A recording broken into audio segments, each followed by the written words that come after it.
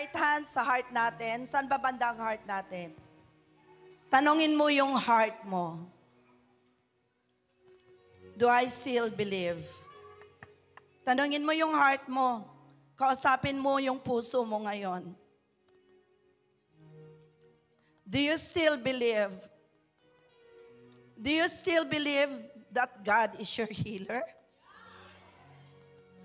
Do you still believe that our God is our most powerful healer? Do you believe that God will meet all your needs today and for the rest of your lives? Believe it in your heart, just as the song says, Lord, I believe you. Lord, I believe in your power. I believe in your heart that when things sometimes hindi ko na po naiintindihan, but I can trust your heart, oh God. So today, Father, we keep on believing that you are our risen Lord. Jesus, you did not remain on the grave, but you rose again on the third day. And thank you for your the salvation that you have given us. Thank you that today I believe that you are my Redeemer. I believe that as you see me right now, Lord, ang tingin mo sa akin ngayon, I am your beloved. I am your precious child. So I believe, Panginoong Jesus, na whatever mga circumstances sa buhay ko, I believe that you will fight for me. I believe, Panginoong Jesus, na whatever battles na haharapin ko, it is not me who will fight for my battle, but it's you alone, O God.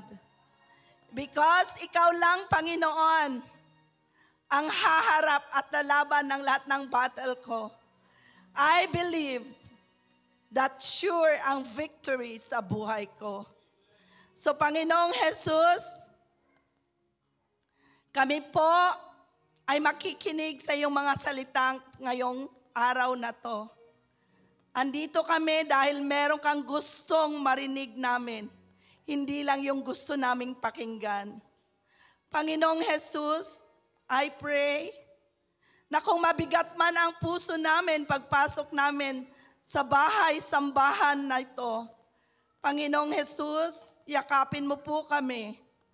Comfort us with your love, comfort us with your joy, and comfort us with your peace. Thus, as we go out in this place of worship, Lord, grabe ang gaan-gaan ng puso namin. Dahil, Panginoon, hindi ka lang religion, but we have an intimate and personal relationship with you. So, Panginoong Jesus, dalangin ko po na hindi po matatapos ang araw na to na wala kang gagawin na pagbabago sa buhay namin.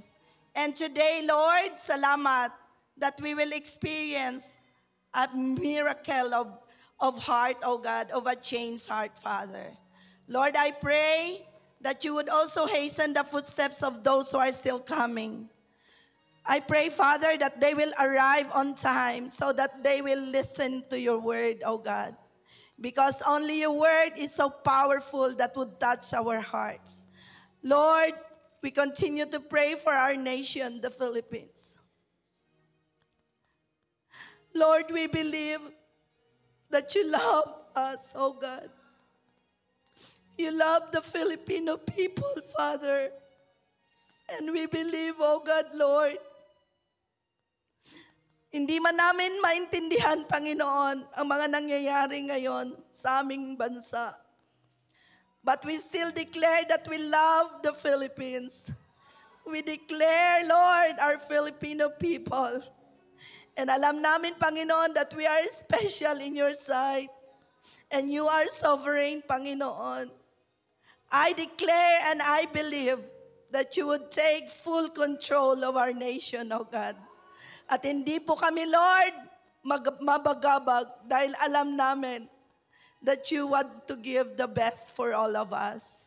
So today, Father, we say thank you in advance sa gagawin mo, Panginoon. And we are so expectant na meron kang gagawin, Lord. Meron kang gagawin, Lord, sa nation namin. So, Father, today, ikaw lang, Panginoon. Take charge sa aming worship ngayon. Bless me as your mouthpiece, O God. Not by words, not my words, but only your words. Holy Spirit, I need you today. I need your strength, Holy Spirit. Thank you for everything that you will be doing in our celebration this morning. In Jesus' name. Amen and amen.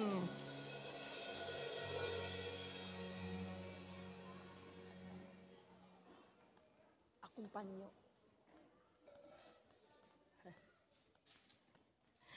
Sige, good morning to everyone. Sige, sabihan mo yung katabi mo. Sige, tanungin mo yung katabi mo, do you really believe? Tapos sagutin mo yan, mo din yung nagtanong sa'yo, yes, I do believe. Oo, pasalamatan natin ang Panginoon, no? Na every Sunday, nandito tayo, no? Napakagaling ng Panginoon sa kanyang pagmamahal sa bawat isa sa atin. Alam mo ba, yung presence mo, no? Is a blessing.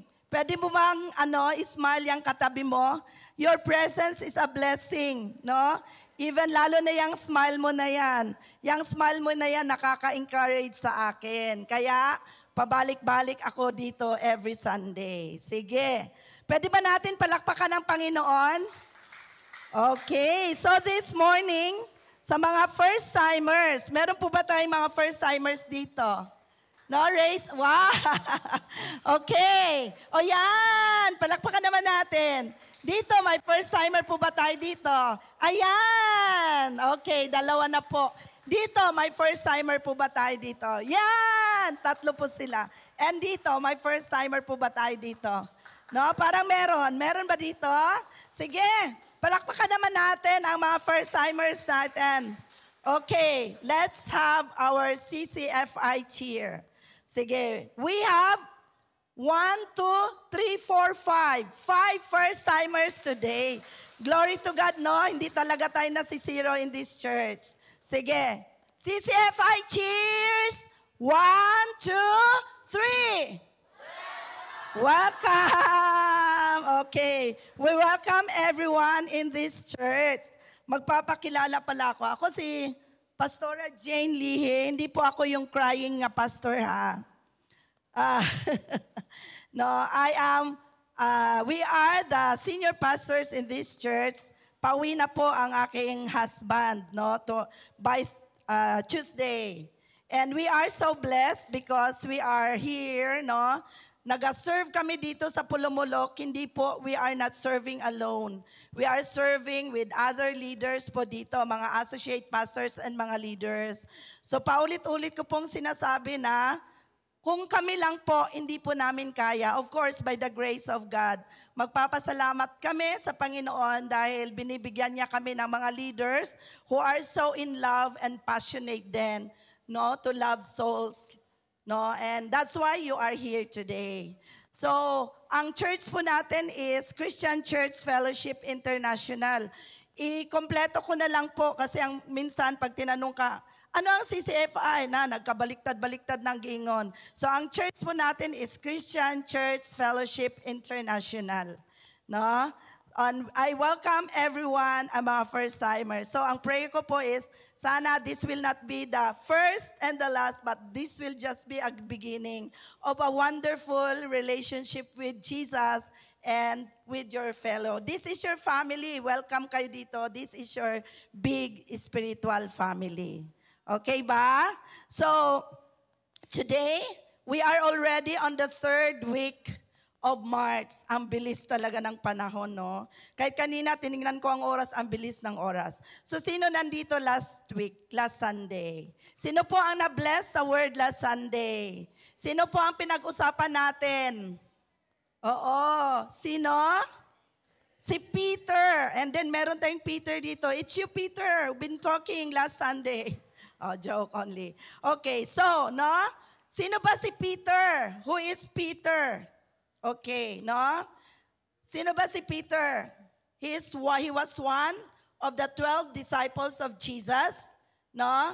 Nga, he was so passionate, but one point in his life, gideny niya si Jesus. Tama po ba? So, sino ang nakarelate? Sino ang makarelate doon? Ako, relatable talaga, no? Relatable talaga. But, hindi lang po siya nag-remain nga nag-deny. He did not remain as denial. No, he was restored 3 times. Gi-restore siya ni Jesus 3 times, no? And kinonfirm ulit ang kanyang ministry. So, kung mabasa ninyo further ang life ni Peter, one time nag-speak siya because he was already filled with the Holy Spirit. One time lang nag-speak siya, 3,000 were saved. Palakpakan naman natin, no? Palakpakan naman natin ang Panginoon. So today, we are going again to talk about lalaki pa rin po, a man. Okay. So, sabihan mo yung katabi mo kung man, ikaw yan. Oh, ikaw yan. Okay. Ikaw yan ang pag-uusapan natin ngayon, no? He was again, no, one of the 12 disciples of Jesus. Hindi po siya popular na disciple. No? Hindi po siya kadalasan na napag-uusapan. Pero ngayon, pag-uusapan natin siya dahil meron tayong ma-learn na lesson sa buhay niya. Sabi ko nga, hindi siya sikat, pero sikat siya sa isang bagay na wherein pwede din tayong lahat makarelate, no, sa buhay niya at magandang topic sa mga life group natin at sa mga pag-uusapan natin. So the title of God's Word for today is, let's all read, go, the restoration and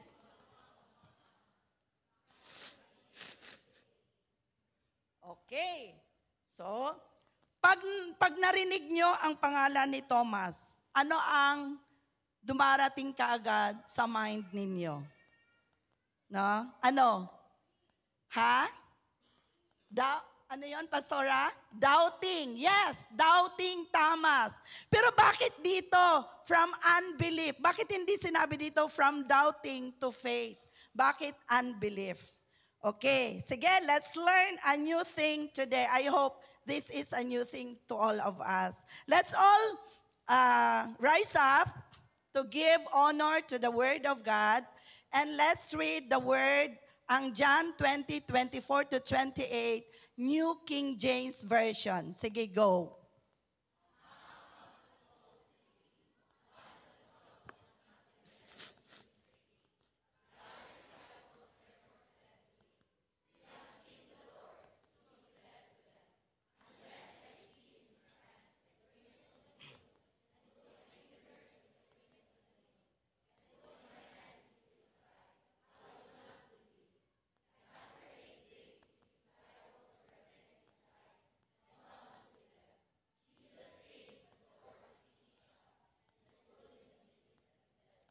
Peace to you.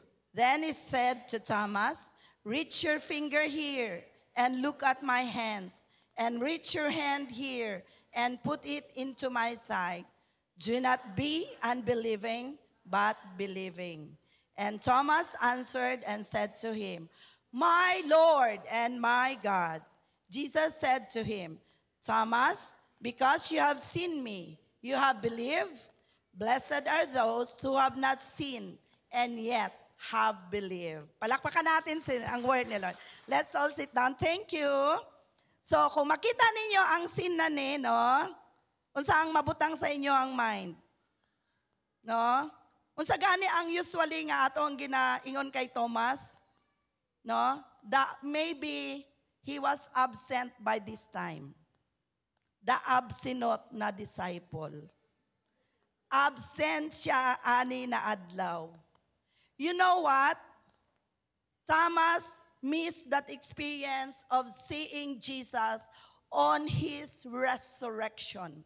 Kasi di ba, namatay man si Jesus, but on the third day, nabanhaw siya pag-usap. Okay? So he na-miss ni Thomas ang first nakita nila si Jesus after his resurrection. Mga igsoon, mga anak, nako, no? Really, in our life groups, Sunday services, celebrations, prayer meetings, life group summit, and other gatherings nato, masadta kung dili present ang atong mga disciples. Tama po ba? Kaysa makarelate. No? Masadta nga, dili nato sila kauban sa atong life group in any Sunday celebrations. Pero honestly po, no? Sila ang nakamiss sa word ni Lord. They miss that experience, kung ano ang bibigay ni Lord that day na meron tayong life group. Kaya I always say to the leaders, no? Minister to those who are present. Kasi meron talagang mga leaders na masad.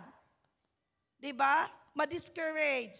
But I always encourage the leaders na pag sino lang yung dumating, kahit isa lang yan, speak as if nandyan sila lahat. Okay? Kasi sino naman po ang makakamiss? Kaya nga, pag may magpaalam sa akin, honestly, na hindi siya makaka-attend sa life group, ang sasabihin ko lang, you will miss us. And you will miss the Word of God. Amen po ba? No? So, ganito po ang na-experience ni Thomas. Okay? Na-miss niya yung experience na yon. And meron pa siyang mga nasabi na hindi maganda. But ito ang pag-uusapan natin ngayon. Sabi ko nga kanina, bakit hindi doubting Thomas? Kasi kung mag-research tayo, no? Kung mag-research tayo about this verse, there is a conflicting thought or conflicting interpretation, no? Kasi ang uban, ang ginaingon nila nga, doubting Thomas daw, ilang ginaingon. But if we look at the Bible, kung tanawon nimo ang different na interpretations of versions sa Bible, no? The scripture says good, no? Jesus did not say nga, why did you doubt? Wala yun na giingon ni Jesus. Nganong why did you doubt? Ang giingon yun ni Jesus is, do not be unbelieving, but believing. No? Wala yun na giingon ni Jesus kay Thomas nga ayaw pag-doubt, but do not be unbelieving, but believing. So it's not doubt, but unbelief. Unbelief yun ang naitabo kay Thomas. So we stick to what the scripture says. No, kahit tingnan na natin ang mga scriptures, unbelieving talaga ang nakasulat. So, ang unbelieving sa Greek word po, ang pangalan, ang name niya po is apistos. Sabihan mo, apistos. That is the Greek word of unbelieving. Then, ang believing is pistos. So, meaning, sa original translation, ang ibig sabihin ng apistos is without Christian faith. So pag ingon ni Jesus, do not be unbelieving, it means do not be apistos. Sabihan mo yung katabi mo, do not be apistos. Oo, di ba? Kaya kanina, di ba, I believe. So ano ang dapat sabihin mo? Pistos. Okay, so do not be apistos, but pistos. Sige, sabihan mo yung katabi mo. Do not be apistos, but pistos. So yan ang ibig sabihin yan. No? Okay. So tingnan muna natin ang context summary. Context ng summary of this verse. Sabi ko nga kanina, Jesus was already risen from the dead. Nag-appear na po siya sa kanyang mga disciples and prove talaga ni Jesus that ako ito, tingnan mo yung kamay ko. So, no, pinakita ni Jesus ang kanyang pierced hands in his side and even asked them to touch his body. Makikita natin yan sa Luke 24:39 to 40. And many more details. And I encourage you to read the Bible. Tingnan nyo ang whole story ng ano na to, ng story ni Thomas, no? Nga basahin ninyo this is very exciting episode, no, after Jesus was risen from the dead. So we will be talking about the case for Thomas. Okay, ano itong kaso ni Thomas? The case of Thomas. He followed Jesus. He was one of the 12 ni Jesus. Dami na niyang na-witness na mga miracles ni Jesus. He listened to Jesus' teachings, but this time, si Jesus mismo ang nagsabi kay Thomas, do not be unbelieving, but believing. No? Unbelief is an act of the will, while doubt is born out of a troubled mind and a broken heart. Yan po ang difference ng unbelief and doubt. But ang pag-uusapan natin ngayon is itong unbelief na to. No? There are types of unbelief. Number one is intellectual. No? You don't believe, no, that God exists. Intellectual. You have that unbelief na nag-exist ba talaga si God? Does God really exist? And number two is emotional unbelief, which is rooted in personal experiences, emotions, or trauma that lead individuals to question or reject the faith. Emotional. And volitional. Ano tong volitional? It's a deliberate choice to reject or disobey God's will. It is your own will. Nga i-reject mo talaga and you disobey the will of God. And number four is practical. Disconnect between what you believe and what you do. And number five is spiritual. Lack of faith in God's presence, provision, and guidance. So ang tanong ngayon, no? And tanong natin sa sarili natin, saan ako nagbilong doon sa 5 kinds of unbelief? Pero hindi ikaw ang pag-uusapan natin, kundi ang pag-uusapan natin si Thomas. So what was the type of Thomas unbelief? Okay? The type of Thomas unbelief is emotional and momentary unbelief. Bakit? Bakit emotional siya and momentary? Moment lang. Hindi siya nag-stick doon. Maglabay lang na siya. It's a momentary unbelief. Why? No? Because it has a momentary lapse in faith and confidence. Maybe that time, tung namatay na si Jesus, even if, no, nag-ingon si Jesus na on the 3rd day, I will rose again. Pero wala nabutang sa mind ni Thomas. Okay? Na-discourage siya. Nga akala niya ang kanyang teacher, ang kanyang Messiah, ang kanyang Savior, hindi mamamatay dahil hindi siya nakikinig. At maybe because absinot din si Thomas. No? May mga preachings, may mga lectures, may mga teachings, parati siyang wala. Okay? So, nung namatay na si Jesus, sa mind niya, hindi na talaga mabubuhay pa ulit si Jesus. Okay? Kaya nga emotional unbelief kasi 'di ba, gina-question na niya or disbelieve nga katong mga normal things nga mahitabo. But okay, remember this mga igsoon. Persistent and willful doubt could lead to sin of refusal and rejection of the truth. Okay? Kung maging persistent ka na nga mag-doubt o unbelief, that is already a sin. Maybe, sa case ni Thomas, no, on the end, makita nato nga nag-repent si Thomas o na-realize niya nga dili tama ang iyahang unbelief. Okay? So our emotions are fleeting and momentary, which could be very much part. Ang atong mga emotions, mga and momentary nga mga emotions, could be very much part of our faith journey like kay Thomas. No? Kaya makarelate tayo sa story ni Thomas ngayon. So sabi ko nga kanina, sino ba si Thomas? He was one of the 12 disciples of Jesus and turned apostle also. So there was 3 incidents sa kinabuhi ni Thomas nga nagpakita pud siya og greatness and boldness. One of those incident is one of the disciples of Jesus, that bold declaration of loyalty and faith amid threats and danger of Jesus going anywhere. Kasi this was the time na kabalo na ang si Jesus, nagasulti na siya nga patyon siya. And even ang mga disciples niya, they were also aware, no, sa mga Pharisees o sa mga religious na mga teachers nga kung makita si Jesus, patyon si Jesus. But this time, no, kabalo si Jesus nga dili pa siya mamatay kasi it was not yet time. Pero ang mga disciples nga hadlok, gipugnan nila si Jesus nga moadto sa Jerusalem. Ayaw na adto Jesus kay mamatay ka. Pero a bold declaration ni Thomas. Iyon siya, no, nga sa John 11:16. Giingnan niya ang kanyang kapwa mga disciples. Let us go that we may die with him. Okay? It's a bold declaration. And then, another ugali ni Thomas, no? Very inquisitive and investigative. Kinsay mga murag lawyer dire. Tanan na lang na, no, may pangutana. No? Murag na ako'y kailana ba? No?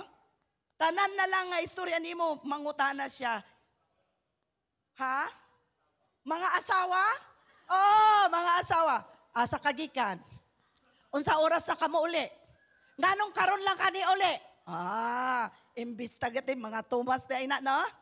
Okay. Unsa ang mga gina-question ni Thomas? No? Always questions for more information or clarification. On what incident nga nagkaroon siya clarification, no? Gi-assure ni Jesus ang iyang mga disciples sa John 14:2-3 of eternal life. Dire. Ingon di ba si Jesus, I go to prepare a place for you. I will come again. John 14:4, and you know where I am going and how to get there. Tapos sa 5, ingon si Thomas, no, we don't know, Lord.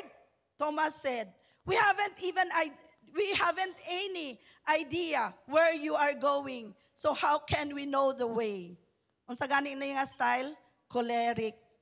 Wala ko kabalo, Lord, ay? No? Before gisulti ni Jesus nga wala ko kabalo, ay ni Thomas, ningon na si Jesus nga, I go to prepare a place for you. No? Yun siya, I will come again. And kabalo na mo kung asa ko mo adto. Ang choleric nga Thomas, wala ko kabalo, Lord, oy. Okay, no? Murag daghag makarelate. Then, niya si Jesus. Jesus told him, I am the way. Thomas, I am the way, I am the truth, and I am the life. No one come to the Father except through me. No? Thomas could not readily accept things. Di ba may mga tao nga, dili basta-basta mo accept og istorya na asay daghan kay mga question. Di ba? Daghan kay mga question, usa mo tuo ba? No? Without questioning them. Nga naman, realist day ni siya. He was a realist who wanted to be sure. No? Ingnay mo katapad pag sure, oy. Pag sure, oy, no? Kanagong sigurista. Mo ni si Thomas, ang batasan ni Thomas, no? And then, no? Ingon siya nga, during that time, he declared also his unbelief about the truth of Jesus' resurrection. Iyan ang giingon nga, dili na mabanhaw si Jesus. Mga niya ba, mga unbelief niya. No? So ingon siya sa verse 25, so he said to them, unless I see his hands and print of the nails, no? Sigurista, and put my finger into the print of the nails and put my hands into his side, I will believe. No? Dili lang siya choleric, melancholic pa siya. Nag-iisip. Kinsa mga mahilig diri mag-overthinking. No? Wala pa gani na hitabo, nag-overthinking na. Nakoy nadunggan nga isa ka preacher ningon siya, kung Kristohanon na daw ta, spirit-filled lang yun daw ta nga sanguine and choleric. Dapat walay male flag. Wala. No? Always lang yun daw ta sanguine and choleric. Okay, no? Dili ta magiging choleric, melancholic. Kaya ang choleric, isog na gani. Grabe pa ma-question. Daghan pag mga doubts. Tinood? Tinood ka? No, hantod nga magiging bully ka na. Kaya di man ka mo tuo. No? So, unsa ang mga lessons that we will learn from the story of Thomas? Okay. No? Sige, basahon nato. Lessons from the story of recent Jesus and unbelieving Thomas. Number 1 is, emotional unbelief is part of our faith journey. Sige, sabihin natin, go. Sige, basahin natin ang Matthew 16:21. Sige, go.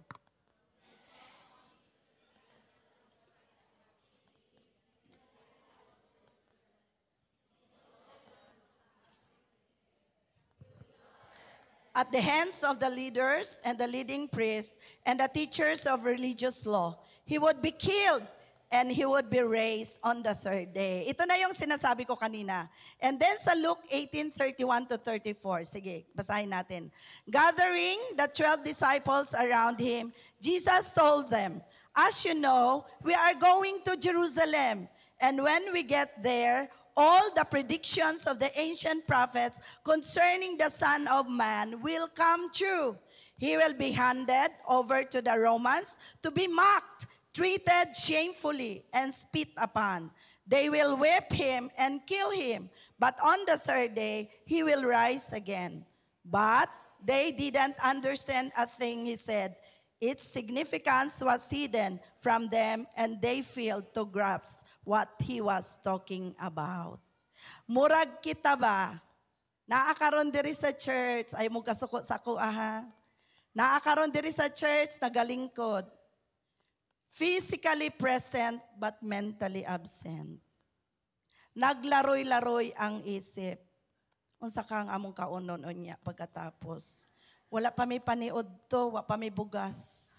Naglaroy-laroy ang huna-huna. Wandering mind, no? Si Thomas inani. Maybe that time nga gisultian siya ni Jesus, siguro daghan kay siya gipang isip, no? No? Nandun siya, nakikinig siya kay Jesus, pero ang mata murag layo kayo ang tingin. Ang layo, nakakuan mo anang kanta nga, ang layo ng tingin. Ay malayo ang tingin, wala namang tinitingnin. No? Wala namang tinitingnin. Diba? Ang layo ng tingin. Pero wala namang tinatanaw. Tama po ba? Daghan mga inana, physically present. Pero pag tanungin mo, really? No? Pangutan-a. Nag-announce na si leader, may meeting tayo, mangutan na pa na, may meeting tayo?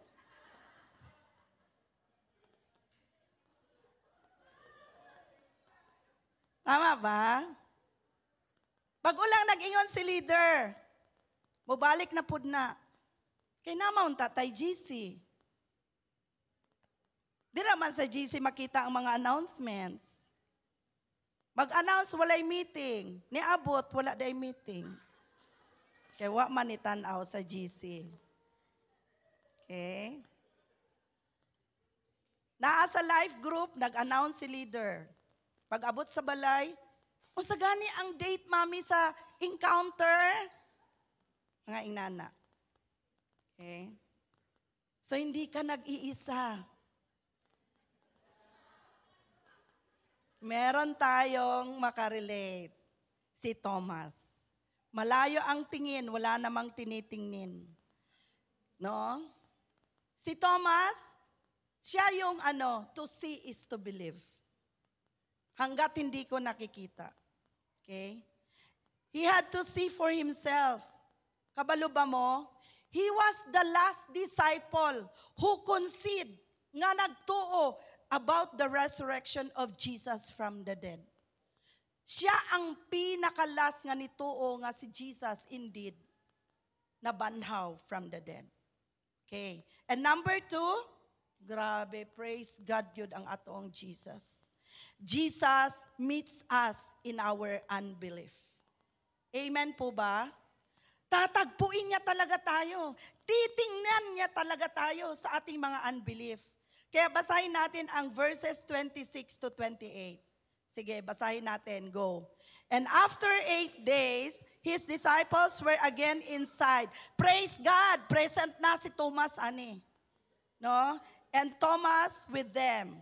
Jesus came, the doors being shut, and stood in the midst and said, "Peace to you."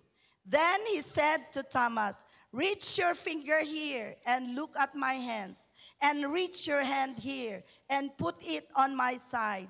Do not be unbelieving, but believing." Then Thomas answered and said to him, "My Lord and my God." Jesus said to him, "Thomas, because you have seen me, you have believed. Blessed are those who have not seen and yet have believed." Okay? So, unsa ingon ni Jesus? Sige, ibutang ang imong fingers diri, oh. And took my hands, and look at my hands. Put your hand on my side. No? Jesus spoke to Thomas as one with troubled faith, but sincere and honest heart. Blessed are those who believe. No? Bulahan kadtong nagatuo nga even they did not see. So karon ang atong faith, wala man nato makita si Jesus na. So bulahan di ay ta karon. No? Ignay mo katapat, bulahan di ay ta. No? Bulahan ta karon. Nanuman. No? Bisag wala nato si Jesus nakita physically, pero nituo ka nga si Jesus mo'y nagluwas sa imuha. Amen ba? So blessed ingnana si Jesus. Ingon siya giatagan niya gyud og chance si Thomas, no? Do giyang iyan na rebuke si Thomas, no?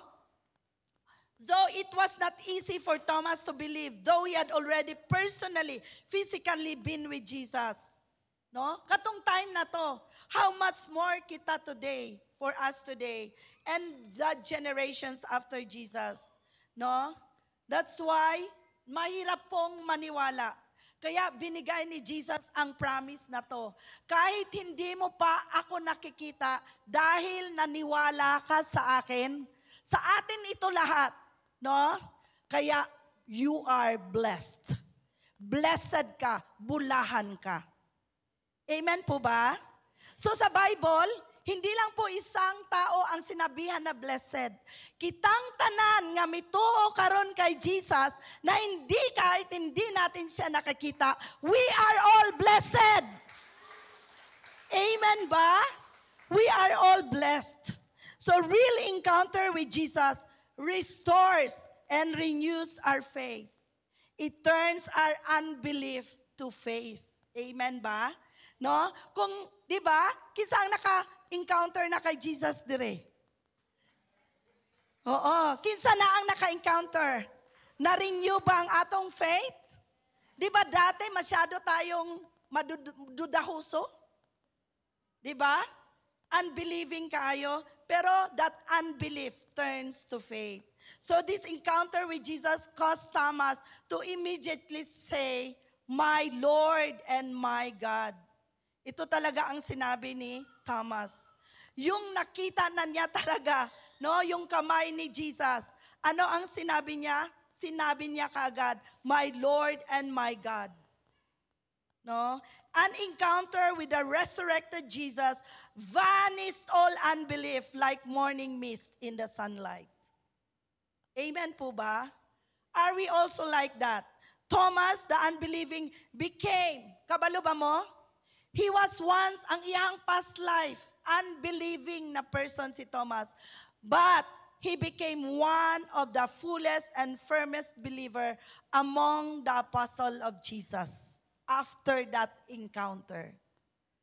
Amen po ba? So sino dito, after nag-encounter, nagiging bold ka na in sharing about Jesus? Mas nagiging firm na ang belief mo. Guys, naapaka dito sa ano? Polo. Mo inyong yung ka sa imong leader, mag-life group ta karon. Amen ba? Dahil nagiging firm and nagiging strong na ang faith mo kay Lord. Dahil doon sa encounter na na-experience mo. Yung salvation natin na na-receive kay Jesus, hindi natin basta-basta baliwalain yan. Amen po ba? No? Hindi natin basta-basta baliwalain yan. Parang last Friday. No? Sino nandito last Friday? Prayer meeting. No? Sino na po ang napapagod mag-pray? Pag nag-pray ka, parang walang nangyayari sa puso, sa buhay mo. Alam nyo ba, na ang prayer pala natin is a sweet aroma into the throne of God. Pag nag-pray pala tayo na mga Christians, ang tingin ni Lord sa iyo, mabango ka. Amuyin mo nga yung katabi mo kung mabango. Ano ang favorite scent niya? Kung mabango ba yan? Kung prayerful ba yan? Alam mo, ang favorite scent pala ng Panginoon is kung prayerful ka. Parang ganun din tayo. No? Kung na-encounter na natin at na-experience natin ang love ni Lord, eventually, no, nawawala yung unbelief natin and it will turn to our faith to God. Pwede ba natin palakpakan ang Panginoon? Amen ba? So the restoration of Thomas, sabi niya dito, paano na-restore si Thomas? Ang dineclare niya is, my Lord and my God. This is a declaration so powerful that restored and renewed Thomas' faith. So ano ba tong restored faith? Nabalik ang faith niya kay Lord Jesus Christ. So momentary unbelief became firm and strong faith. Temporary became solid and permanent faith. So renewed faith means, no? Ito ang pag-pray natin, Lord, renew my faith today. Strengthened, upgraded faith to a higher level of knowing Jesus. Is that the kind of faith that you have right now? No? O hindi pa yan ang faith natin. Pero gusto natin yan ang faith na meron tayo ngayon. Na na-renew ang faith natin. Ibig sabihin, nagiging na-strengthen. No? Na-upgrade yung faith natin. Dati, ang faith mo is level 1 lang. Pero ngayon, ang faith mo to the highest level na. Amen po ba? So, anong naging result of this transformative restoration and renewal of faith ni Thomas? No? Faith became vibrant and strong. You know what? The once unbelieving Thomas, when his faith was strengthened, when his unbelief turned to faith, he became the apostle who went to India. Siya pala ang nag-minister sa India. Nagiging nagiging apostle siya sa India. No? At maraming mga Indians ang naka-receive kay Jesus. So dito ngayon, maaaring hindi natin alam dito sa Pilipinas, pero doon sa India, marami na rin pong mga Christians doon na nagpatuloy. Okay? Amen ba? Saan mo gusto dalhin ka ni Lord ngayon? Ha? Sa Netherlands? Punta tayo lahat sa Netherlands. No? Sa Netherlands. Okay. So Thomas, no? Ito. As a result of this transformative restoration and renewal of faith, Thomas' faith became vibrant and strong. He took the gospel to India. He had the truth and he was willing to die. Ganon po ang nangyari for that truth. So Thomas became faithful even to death. Palakpakan natin si Lord. So are you faithful even at the point of death? Meron po kaming kakilala, worship leader po, Namatay po siya last week. Kasi ITP, excessive bleeding, doctoral platelet, ay gahapon. Rovi ang pangalan niya. Masad tayo, di ba? Because we will be missing her. But, ito ang napakagandang nangyari sa babaeng ito. She died serving Jesus. And that was also the cry of my heart. Lord, kung kukunin mo naman ako, mamamatay ako, I will die serving you.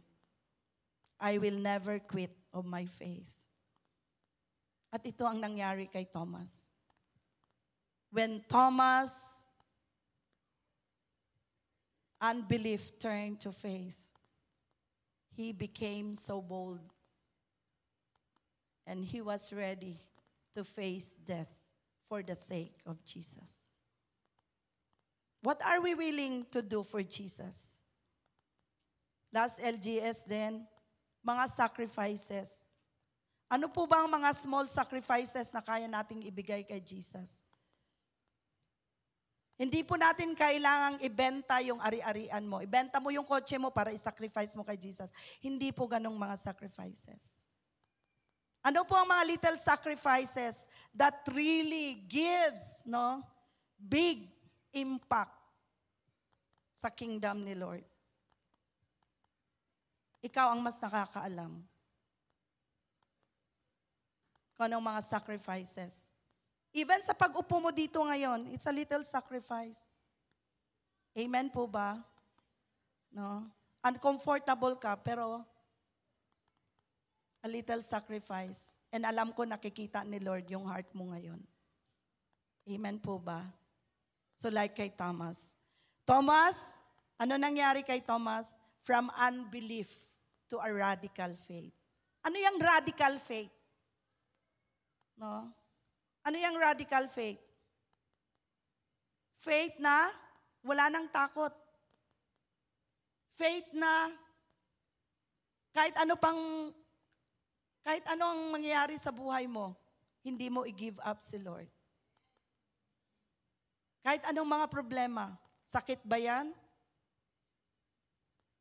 Anong mga problema ang hinaharap mo ngayon? Oh. Ano ang kaya mong i-give up? At ano ang kaya mong ibigay para kay Lord?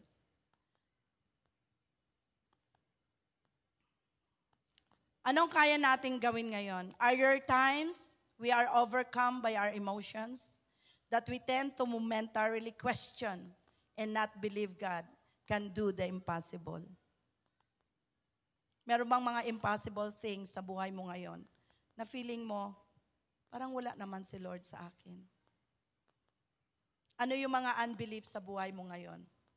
No? Ang character ni Lord, God is a faithful God.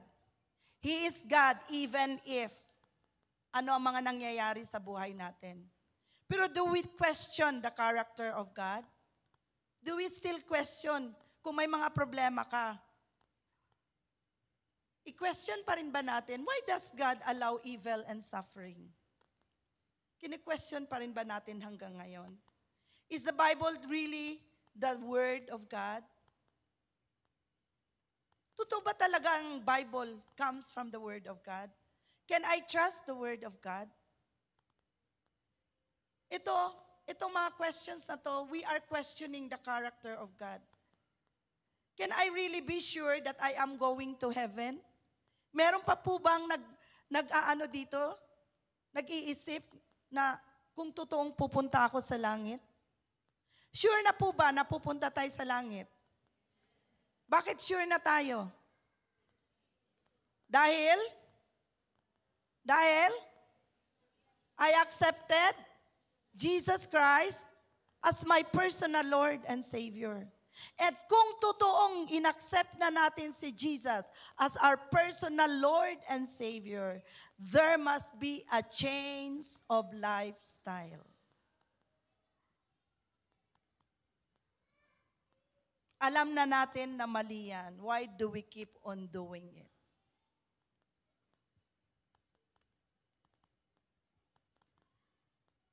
Because A true believer or a true na tinuod nga didawat si Jesus as his or her personal Lord and Savior, hindi mo nababalikan ang nakaraan mo.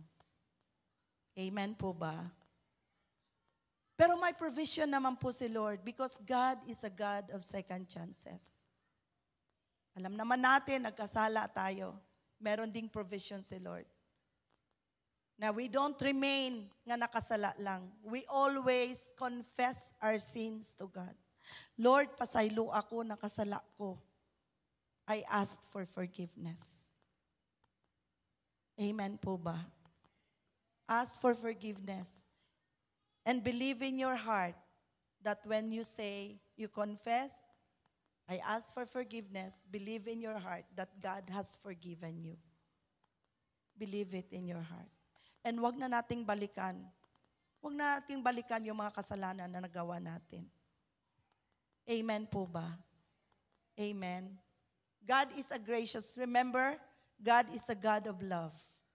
But at the same time, He is a God of justice and righteousness. Amen po ba? So, meron pa po bang nagtatanong ngayon, is church really important? Do I really need to get involved in the church? Meron pa po bang nagtatanong, why don't I feel closer to you, Lord? Are you near or far? Pero ano ba ang sabi sa Bible? Those who seek me, you will find me. But you will only find God if you seek Him with all of your heart. Kasi alam naman ni Lord kung ano ang puso natin. Amen po ba? Why am I suffering this much, Lord? Am I too a wretched sinner? Minsan, ang mga sufferings, gawa-gawa natin. Pero kung ang mga sufferings is, you are persecuted because for Christ's sake, no? Be glad. You are blessed because we are persecuted for Christ's sake. But kung ang mga suffering natin is gawa-gawa natin, let us repent and change. So meron pa po bang nagtatanong dito, is heaven or hell real? Totoo po ba talaga ang heaven? Or totoo po ba talaga ang hell? Yes, it's true. Meron po tayo sa Bible niyan. Okay. So meron din po bang nagtanong dito, is my prayer powerful? Sino na po bang naka-experience dito na ang dami mga answered prayer na po? Amen ba? Palakpakan natin ang Panginoon. No? Maaring hindi pa na-answer ni Lord ang ibang mga prayers natin kasi meron siyang purpose at siya lang ang nakakaalam ng perfect timing according to His timetable alone. But all of these mga questions natin, no? Gina-question natin ang character ni Lord. Pero lahat na to na mga questions natin, makikita natin at mababasa natin sa Bible. That's why we need to read the Bible every day for us to be guided by the Holy Spirit. Amen po ba? Kaya ang Bible po, siya po ang nagsasagot sa lahat ng mga questions na to. And by that, baka hindi na natin i-question ang character ng Panginoon. Because the character of God, He is true and faithful to His promises. Kahit ano ang mangyari sa atin, but God is still sitting at His throne. He is faithful and He is true. That's why He is God. Amen po ba?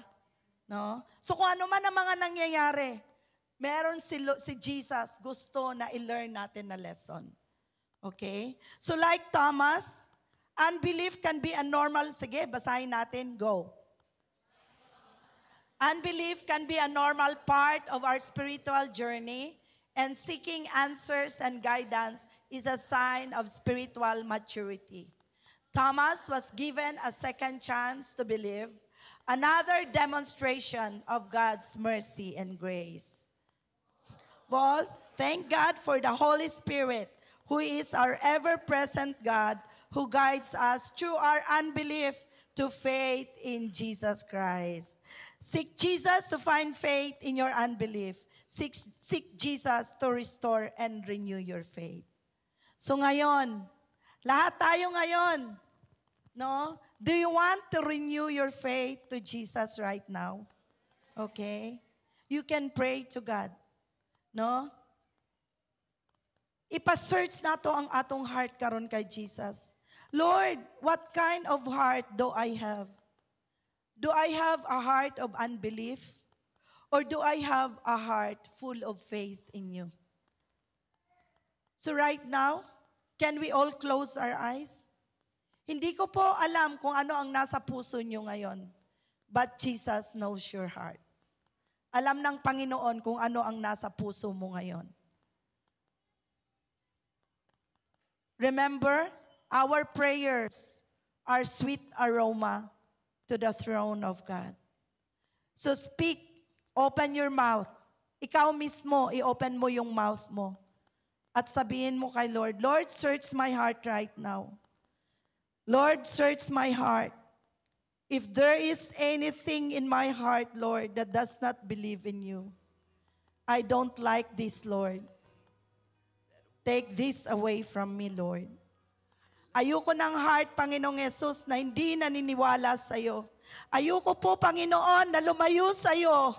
Ayoko po, Panginoon, na mayroon pa ako mga questions about you. Salamat, Panginoong Yesus, na ngayong araw na to, you have reminded us. You have reminded us na magtutok lang yun mi dinha kanimo. That there is a God who is the God of the universe, who is the maker of heaven and earth. There is a God na nag-create sa mua. And there is a God who sent His only begotten Son, Jesus Christ, to die on the cross so that ako maluwas karon. Lord, tanggalin mo po ang puso ko, Lord, na puno ng agam-agam. Tanggalin mo po ang puso ko, Lord, na hindi po naniniwala sa iyo. Lord, ayoko pong madala ng emotion ko. Gusto po ko pong maniniwala na ikaw ang tunay na Diyos. Na Lord, bisan pa sa taliwala sa ako mga gina-go through karon. Kung naaman ko'y sakit, Ginoo, I believe that you are my healer. Come on, kung naamoy mga sakit karon, declare that Jesus is your healer. Lord Jesus, salamat nga dili mo kami pasagdan. You care for every portion sa mo mga kinabuhi. You cared for us, Jesus. And you said also in your words that when we call upon your name, you will answer us. So today, Father, renew our faith, O God. Lord, baguhin mo po. Baguhin mo po, Lord, ang mga pananampalataya namin sa iyo. Lord, dagdagan mo pa, Lord, ang faith namin. I-level up po ang faith namin, Panginoong Jesus. Dahil alam namin na ikaw ang Diyos. Diyos now is able, powerful, supernatural God, supreme God, and sovereign God. Alam mo kung ano mga nangyayari sa buhay namin. So today, Father, we surrender everything to you. And we believe that you are our Savior. You are our Master. You are our Boss. Tulungan mo po kami, Panginoon, sa aming unbelief. Patawarin mo po kami, Panginoon. So today, Lord, as we go out in this place, binago mo na po ang puso namin. Lord, maraming salamat. Dahil, Lord, kahit ano pa ang mga problema na darating sa buhay namin, maybe physical, Lord, na problem dahil may mga sakit kami, but we still believe, O God, and renew our faith in you. Lord, kung meron man sa amin, Panginoon, na mo problema ng relationship, parang wala nang pag-asa, Panginoon, na magkabalikan at maayos ang relationship ng family. Today, Father, I renew my faith in you. I believe, oh God, that you are the restorer of every relationship. Panginoon, kung meron man ngayon dito, Lord, nangangailangan, Lord, financially, Lord, we believe that you are our Jehovah Jireh. You are the God that provides, Panginoon. So, Lord, everything that we need comes from you, Lord. So today, Father, Lord, you lift up our burdens to you, O God. You are the lifter of our head. Thank you so much, Father. Thank you for everything that you have done.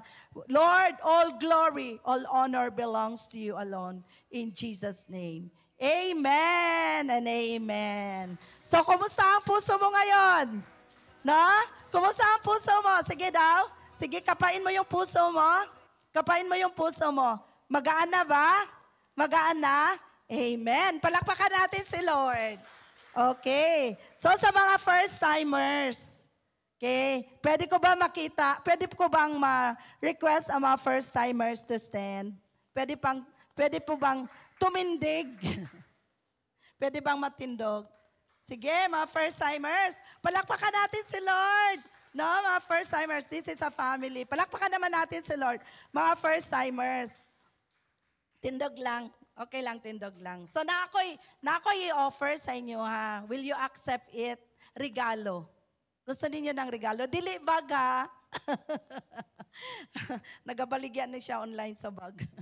Okay. Sige. A gift, no? Depende sa inyo kung i-accept ninyo. It's not a material gift, but it is a gift, eternal life. No? Will you accept it? The eternal life. Yung life, no? Uy, nag-ana siya, nakasabot ang boto. No? Palakpakan natin si Lord. Nag-ana siya. Eternal life from Jesus. Okay? So mag-pray lang ta. No? Let's just pray and make this prayer as your personal prayer. ABC lang po. Una-una, A, i-acknowledge nato na we are a sinner. No? And hindi natin kayang iligtas ang sarili natin. And then let us believe that Jesus, sabi niya kay Thomas, I am the way, I am the truth, and I am the life. Dili ta makaabot sa Diyos Amahan kung dili ta moagi sa iya. And i-confess nato na si Jesus will be our Savior and Master sa buhay natin. Okay lang ba? Okay lang? O, sige. With eyes closed, all leaders, no? Let's all, kita, or one way and another, no? Nawala ta sa landas, no? Nawala atong relationship. Feeling mo, nawala ka sa relasyon ni mo kay Lord. Right now, let us reaffirm and reconfirm our relationship with Jesus. Come on. With eyes closed, let's pray. Lord Jesus, I believe that you are the Son of God. Today, I acknowledge that I am a sinner and I cannot save myself. So I repent from all my sins. I ask for forgiveness. And today, this very hour, I believe that Jesus Christ died on the cross for me to be saved. And Jesus is the only way, the truth, and the life para makaabot ako sa langit for my eternal life. So I confess that Jesus Christ is now my Lord and my Savior. And starting today, I want to serve you, Lord Jesus, with all of my life. Lord Jesus, please speak to my life right now. I want to know more of you and less of me. In Jesus' name, amen and amen. Yay! Thank you. Palakpakan nato, no? Sa inyong na-feel, no? Nagaan, ang kasing-kasing, happy, happy. You know what? Kita, kung ang tao, no, mabuhi twice, once lang siya mamatay. So, di ba, meron tayong biological na birthday, pinanganak tayo ng nanay natin. And ang second birthday natin, i-remember mo ito ang spiritual birthday nyo. Today is March 16, 2025. This is your spiritual birthday mo to ngayon. So 1 day old ka pa lang. Okay? 1 day old ka pa lang sa relationship mo kay Jesus. So kung gusto mong lumago, no, just ask kung sino yung nag-invite sa'yo para lalago kayo. No, mag-grow tayo sa relationship natin kay Jesus. Amen po ba? Palakpakan natin si Lord. And thank you for all. Happy blessed day today.